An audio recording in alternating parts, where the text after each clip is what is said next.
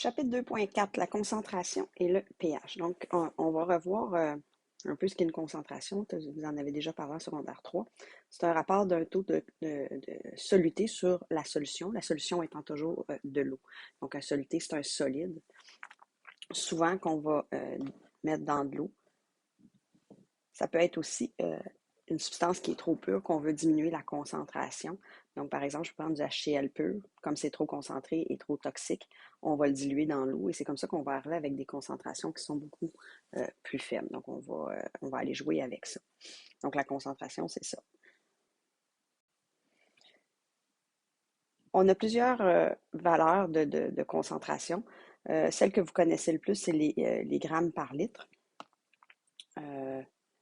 Les grammes par litre, c'est ce qu'on utilise le plus dans la vie de tous les jours, là. Donc, c'est une masse de soluté en grammes divisée par le volume qui est en litres, bien sûr, simplement comme ça. Inquiète-toi pas, ça va venir qu'à se compliquer parce qu'on complique toujours les choses, là. Donc, par exemple, on a une solution. L'idée dans ça, c'est de toujours mettre nos variables, OK? D'être le plus structuré possible. C'est comme en maths. Le plus tu es structuré, le plus que tu identifies tes variables, le plus facile ça va être.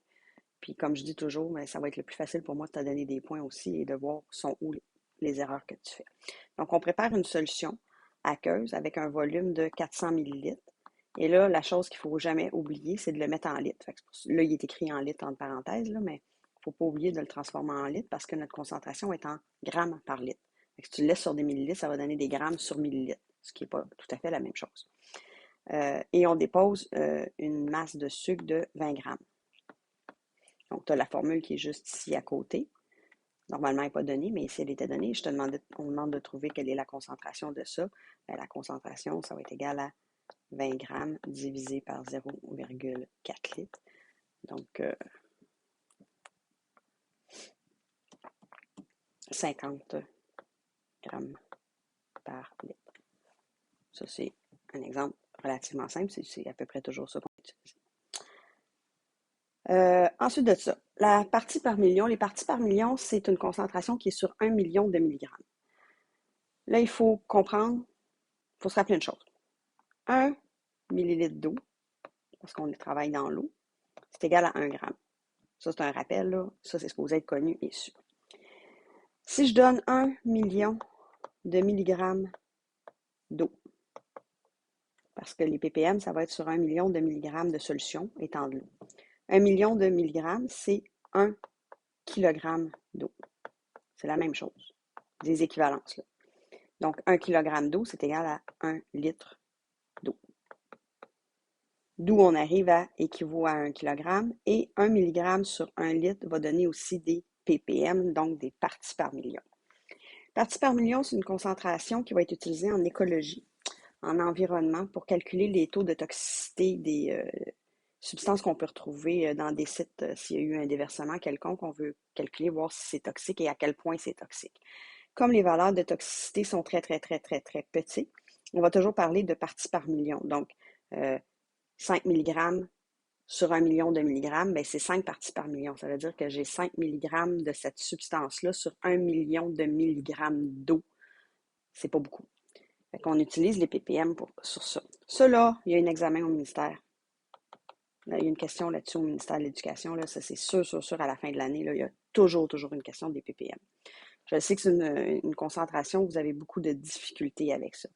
Moi, je dis toujours de ramener ça sur 1 million de milligrammes. Si tu ramènes ça sur 1 million de milligrammes, bien, ça parle. Partie par million, donc je le mets sur 1 million. Fait que c'est des proportions qu'on va faire. S'il n'y a pas vraiment de formule qu'on va utiliser pour être capable de faire des parties par million. Les parties par million, bien, on va avoir, mettons, j'ai une analyse d'eau qui est effectuée. J'ai donc une masse de 200 grammes. Cette analyse révèle la présence de 0,04 mg d'ion mercure. Fait que ça, c'est 200.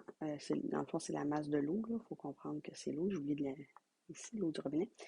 J'ai donc la masse de soluté, d'où l'importance de bien identifier nos variables, parce qu'on a deux masses ici.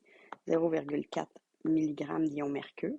Puis on veut savoir, est-ce que c'est toxique? Bien, pour savoir si c'est toxique, on doit calculer la concentration en ppm. Donc, je vais donc prendre la valeur que j'ai d'eau et je vais la mettre en milligrammes. Là, c'est l'autre erreur que vous faites, les milligrammes, des grammes, comment je fais?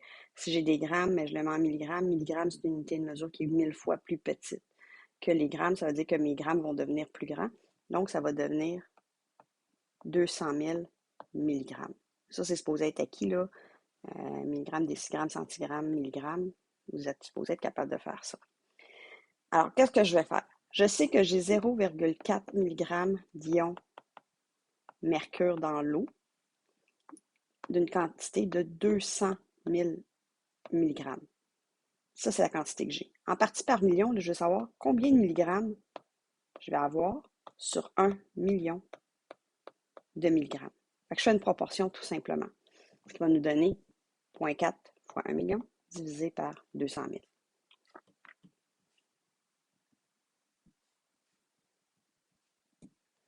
Ce qui va donner 2 mg par litre, parce qu'on a vu que les milligrammes, c'était l'équivalent à des litres, ou 2 ppm. Ça, c'est la vraie réponse qu'on va donner. Là. Ça, c'est très rare qu'on va donner ça. On va donner ça. Donc, on vient de calculer la concentration en ppm de 0,4 mg d'ion mercure dans 200 000 mg d'eau ou 200 g d'eau du robinet. Puis là, bien, si on voudrait savoir si c'est toxique, mais on irait comparer avec une charte combien qu'on doit avoir de ppm d'ion mercure avant que ce soit toxique. Puis on pourrait dire, ben oui, l'eau est toxique, non, elle n'est pas toxique. Et c'est comme ça qu'ils vont dire, des fois, ben telle ville doit faire bouillir l'eau tant de temps avant de la consommer pour éliminer, ben, pas des ions mercure. Là. Je te dirais que les mercures ne disparaîtront pas avec l'eau qui bouille, mais avec certains coliformes qu'on va retrouver, certaines bactéries, virus qu'on pourrait retrouver dans l'eau. C'est comme ça qu'on va procéder. Mais si tu y vas toujours, des milligrammes sur des milligrammes est égal à combien de milligrammes sur 1 million de milligrammes? En général, je vais dire que tu ne te trompes pas dans ton calcul. C'est quand tu essayes de le mettre en kilogrammes ou de le mettre en litres, puis là, tu essayes d'aller jouer dans ça. Là, ça commence à être plus compliqué.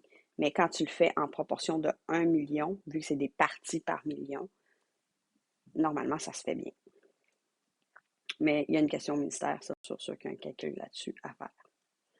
On arrive avec la concentration molaire qui nous intéresse vraiment. Fait qu'on a vu tout à l'heure dans le 2.3 qu'une mole, c'est une quantité de matière.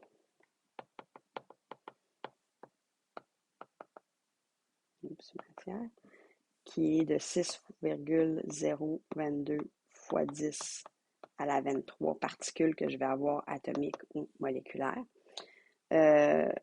On a vu que la masse des atomes, c'est la masse que tu vas retrouver dans le tableau périodique qui était au départ en unité de masse atomique. Là, mais on s'entend que si je te parle de l'oxygène, ben, tu vas voir dans le tableau périodique, ben, dans le tableau périodique, c'est 16 grammes pour l'oxygène. C'est 16 grammes, c'est la masse d'une mole d'oxygène. Oups, oxygène majuscule. Là. Si on prend le carbone, 12,01 grammes, une mole de carbone. Et ainsi de suite. Fait que dans ton tableau périodique, les valeurs que tu as là, c'est des masses en grammes et ça correspond à la masse d'une mole de l'atome. Maintenant, si j'ai du H2O, ben la masse de l'eau, ça va être 2 fois la masse de l'hydrogène qui est 1,01 g. On n'arrondit jamais la valeur que tu as dans le tableau périodique. Et j'additionne à ça un atome d'oxygène, ce qui va donner 18,02 g pour une mole de H2O. Fait que ça, c'est comme ça qu'on va calculer notre masse pour les atomes et les molécules. Fait que si on revient à la concentration en mol par litre, mon nombre de moles, première des choses, je l'obtiens en faisant masse divisé par masse molaire. Donc, ça, c'est notre petit n qui est là. Ici, on va faire le nombre de moles divisé par la solution. Fait qu'au lieu de faire comme on faisait au départ, des grammes sur des litres, on va faire des moles sur des litres. Fait que c'est sûr que si je te demande, j'ai 18,02 grammes, par exemple, je vais prendre la valeur qui est ici, de H2O, je veux savoir quelle est la concentration en moles par litre. Bien, la première chose que tu vas devoir faire, c'est de prendre ta masse et la diviser par la masse molaire pour savoir combien j'ai de moles. Mais ici, c'est facile parce que c'est la masse d'une mole, là. Donc, j'aurai une mole. Mais la concentration molaire, c'est une mole divisé par le volume, donc nombre de moles sur le volume, fait dépendant du volume que j'ai. Si j'avais 500 millilitres, par exemple, ça va me donner une mole sur 0,5 litres. Ça veut dire que sur 1 litre, ben, je vais avoir 2 moles par litre de concentration. C'est toujours, on va toujours aller jouer avec ces deux formules-là. Là, c'est comme nos deux formules super importantes qu'il faut être capable de maîtriser au fil du temps. Là. C'est sûr que ça n'arrive pas de même demain matin. Il faut le pratiquer. Donc, par exemple, tu as une solution aqueuse de glucose avec un volume de 750 millilitres. Naturellement, il faut que je le mette en litres pour être capable de travailler. Je dissous 2,5 moles de glucose et je veux savoir quelle sera la concentration. Encore une fois, la formule ici, fait que c'est 2,5 moles divisé par 0,75 litres.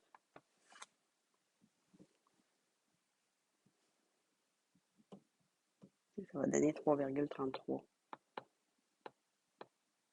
moles. Sans avoir à utiliser la formule, parce que j'ai carrément pris la formule N sur V, des fois c'est plus pratique et c'est plus facile d'utiliser des proportions. C'est-à-dire j'ai 2,5 moles dans 0,75 litres. Fait que tu n'as pas besoin de te rappeler de la formule puis comment l'utiliser. Combien de moles j'ai si j'ai 1 litre de solution à la place. Souvent, on va travailler beaucoup plus comme ça en chimie là, que l'utilisation. Ça finit par être la formule, mais c'est plus instinctif comme valeur.